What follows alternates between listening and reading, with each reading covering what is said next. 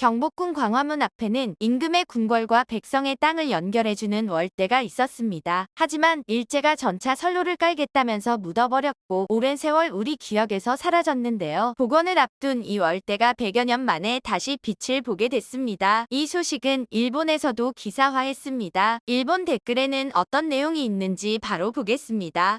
여느 때처럼 뭐든 일본이 나쁘다고 말하고 싶은 한겨레의 주장. 왕만 걷는 길을 보존하는 것과 모두가 사용하는 전철 선로를 설치하는 것 중 과연 어느 쪽이 중요할까?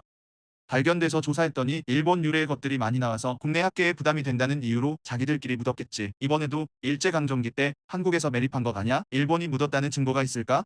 그 철로는 어디를 연결했고 하루에도 이용자가 얼마나 많았겠어. 혹은 자재를 운반하고 있었을지도 몰라. 일본이 인프라 정비를 해줬고 그 혜택을 받았던 사실에 근거가 나왔어도 그것에 대해서는 전혀 언급하지 않는 곳이 한국이야.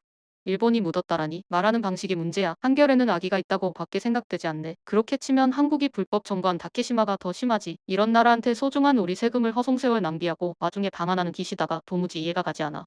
철도 5,000km는 병합해서 만들었고 한국의 근대의 문명을 일본이 들여왔지. 일본에 있는 유적과 흡사하고 같은 물건이 발견돼서 옛날에 일본으로부터 온 것이라 불편해서 파괴하는 것 같아.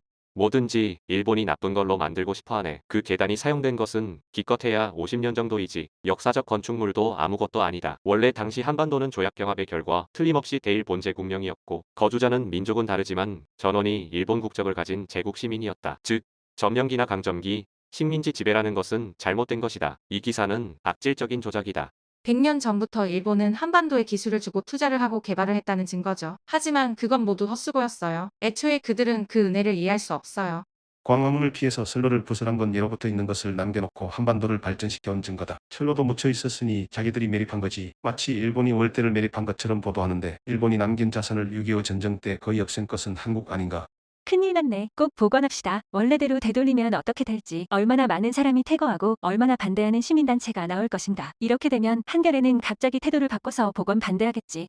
그렇게 오래된 것은 아니네요. 규모적으로도 역사적 가치가 있다고는 생각되지 않습니다. 반세기 정도 후에 서울의 일본인 건축가가 학술적으로 가치 있는 건축물을 만들었는데 지금도 남아있으니 그곳을 소중히 보존해 주셨으면 합니다. 댓글은 여기까지입니다. 구독과 좋아요 부탁드립니다. 시청해주셔서 감사합니다.